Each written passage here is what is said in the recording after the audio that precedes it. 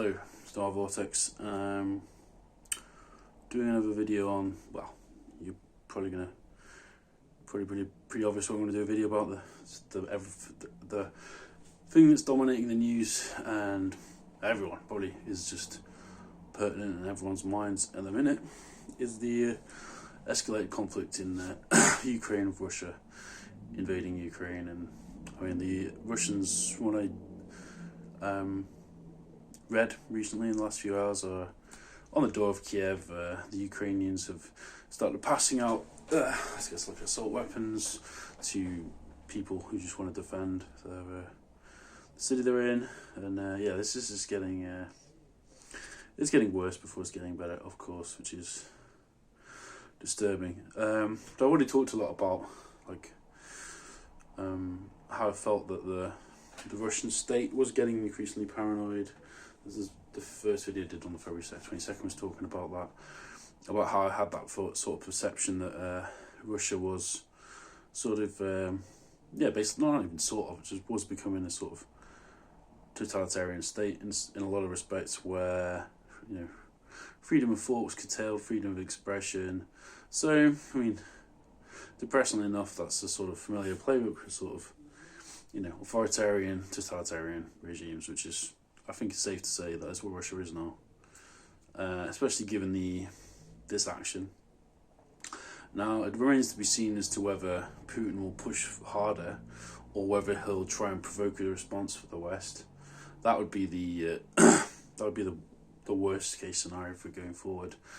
There is some talks of diplomatic reach outs, but I'm not exactly sure on the context, and I think also Russia's demands would probably be unrealistic, and, you know, the Ukrainians, to be fair, are going to be pretty fucking pissed off, given well, to say the least, not even pissed off, angry, and justifiably angry, because I mean, I don't even know what the casualties are right now, but it's quite high on both sides, actually. You know, and the tragedy is that a load of Russian troops are going to be dead as well for no reason, and yeah, Ukrainian civilians, soldiers, and everything. It's just horrible, really.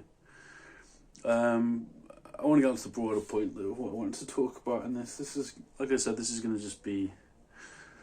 I'm not just going to reel off the news, because I mean, it's coming in constantly, and you have to really make sure that anything that comes through is like validated by press organisations and stuff. That's one thing. Then that'll lead into what I want to talk about, actually. So one very different thing about this conflict, but also similar to other conflicts that happened in the past, is, in some ways, in terms of the propaganda, is how you really need to know the validity of what you're seeing, because we exist in the age of this isn't in a way a sort of escalated information war.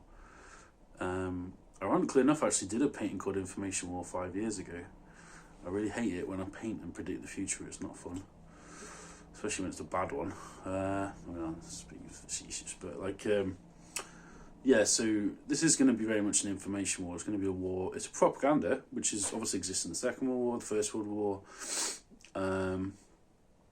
But the propaganda is mostly going to be about controlling the narrative. So the Russian, well, Putin's regime, I'm not going to call him Russian, it's Putin. So it's Putin's regime are obviously just basically the way they're functioning, with the way that they communicate across messages that they want to get out there in the media. From the start of this actual thing, is they're basically just sort of communicating in a sort of doublethink style. So, you know, they say one thing and actually mean another thing. Like the good example of that is a clip with it's the UN Security Council, and they basically, instead of just calling it an invasion or a war, they say, oh, it's a, you know, what was it like? They're just using all this very like they're veiling it in technical language. Now, actually, to be fair, I'm assuming the translations. I mean, I know some Russian. My Russian is, it's not great, but I know, you know, I can.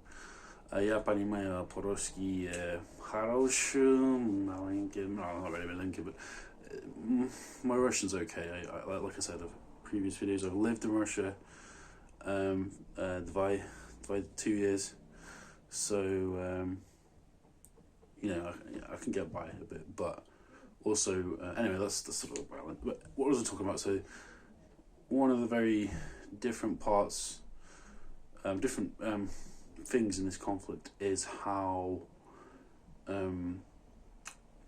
it's basically the first mass media, in terms of the internet and the mobile apps and everything else, conflict. I mean, we've had that before on some level, but now it's even more. We never had I don't know if we've really had probably the most comparable conflict this is to, in a way, actually, is the invasion of Afghanistan and Iraq, actually, I think, in a lot of ways. Very different in a lot of ways also, but I just mean in terms of how people are getting their information about it. Also the fact that the people who are, the nation who are engaging in this conflict has a lot of internal protest about it as well. There's internal unrest due to this. That happened with the British government as well when there was the Iraq War, the Afghanistan War.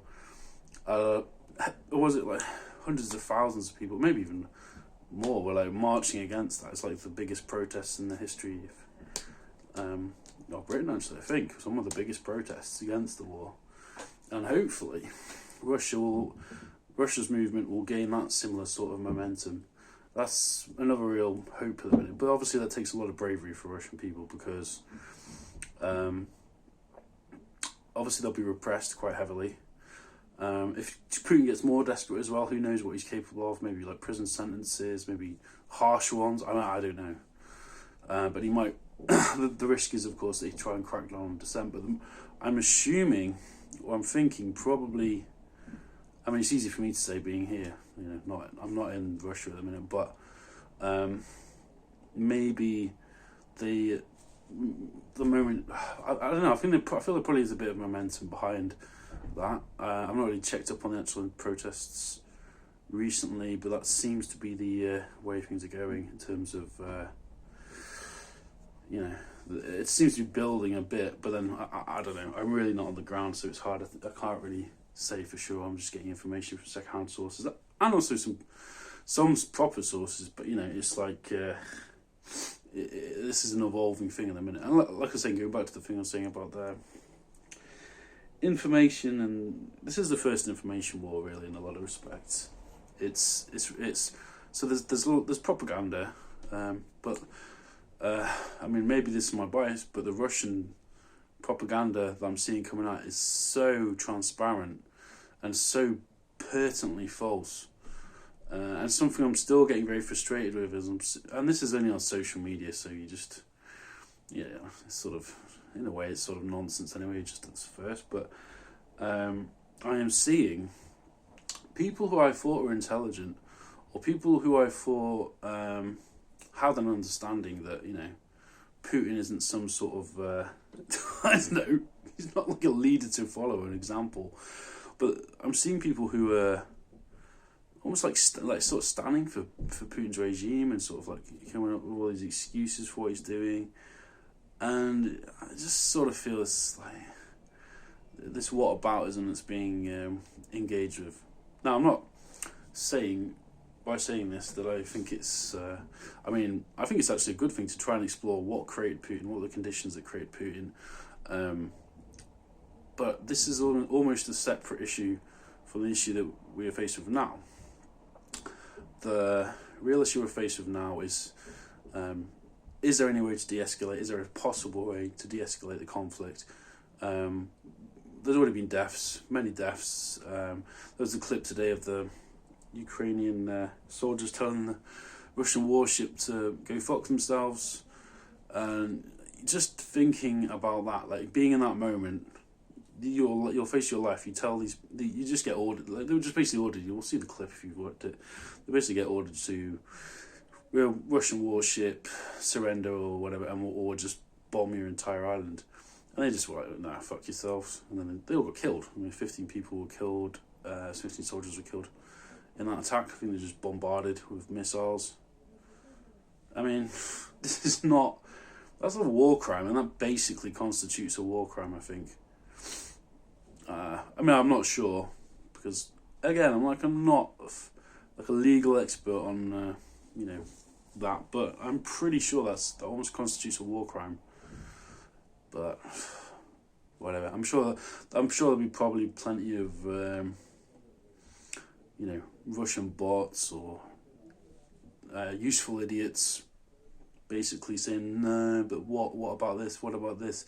What about 50 years ago when the UK did this? Or what about, 20 years ago when the US, whatever, blah, blah, blah, blah, blah. And it just comes back to this whataboutism. This isn't the past. We're in the present moment. Stop focusing on stuff. The obvious. It's obvious that US imperial ambitions and imperialism isn't good either. I didn't agree with the Afghanistan war. I didn't agree with the Iraq war. I was pretty vocally against those conflicts as well on myself. I thought they were pointless in a lot of ways. And I was one of the people who wanted to protest that, and I don't know, I was vocally against it. But that was a very different conflict, different set of circumstances, different things led to that. I don't know if I could, but yeah, I guess I'll just sum it up with that. I mean, I'll just wrap it up. I feel a bit tired, I need to sleep. On the diplomatic talks, unfortunately, I don't really think there's much chance that's actually going to come to anything.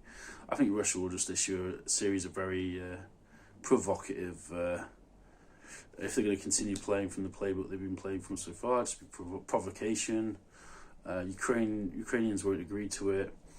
I hope the Ukrainians can hold out for a bit. I mean, obviously they've been battered as a people. They've had horror inflicted on them over the last 2 days, which is completely undeserved, and which is heartbreaking, really, to see from afar. And that's the horror of this conflict, is that we're powerless. It's just like watching a streaming content on like platforms and just seeing what's going to come next. I'm sure many of you people watching have been glued to your screens for the last 2 days, just having an anxiety attack. I mean, I know I have. It's a lot of time. I'm trying to detune and get out of it as much as I can, but it's hard when you're in the headspace of this. I mean, being in a war state is anxiety inducing, of course. I think we're emerging into a new reality, which is it's going to be paranoid in a sense. So we're going to have to, in a sense, this is horrible, really. We're going to be in a sort of paranoid information age warfare, really. A sort of Cold War 2.0. And that's really what we're emerging into. Even consider that just basically Russia invades Ukraine, Russia takes over Ukraine, installs some sort of puppet government, whatever, I don't know. The thing is, there's lots of Ukrainians who don't live in Ukraine currently, and there is a very distinct possibility, I imagine, that those people will internally fight Russia on their own soil. Now, what form that will take, and this is pure speculation, so I'm not saying this will happen, but it's not that hard to imagine that would happen. Ukrainians are quite a large... I guess a lot of Ukrainians... I know there was the order for Ukrainians to get out of Russia. I'm not sure how many have actually gone out, but I know that Ukrainians as a subsection of Russia's population represent, I think it's 1.4%, which doesn't sound that much, but it's actually 1.9 million people. So that's a lot of people, and just assume that even half of that population that are still currently in Russia. I mean, I don't know how many have got out of Russia, because they were obviously ordered by the government. We advise you to get out of there as soon as possible. But you can imagine what can happen with that sort of, your country's been destroyed, your family's possibly been killed, your friends. People are going to be emotional and angry. Not a good combination. People get hopeless, people get desperate, and then they do the worst. So it's going to create animosity, anger and hatred across the region for potentially decades, I think. And it's just a tragedy. And all because of what? Because of a pathetic man. I mean, is Putin has children, right? Are any of his children out there fighting on the front lines? Are they bollocks? It's the same old fucking shit again and again. Anyway, I'll probably wrap up for that. Stay safe, stay informed, and let's hope that we can somehow find our way through this utter nonsense, really, to be honest.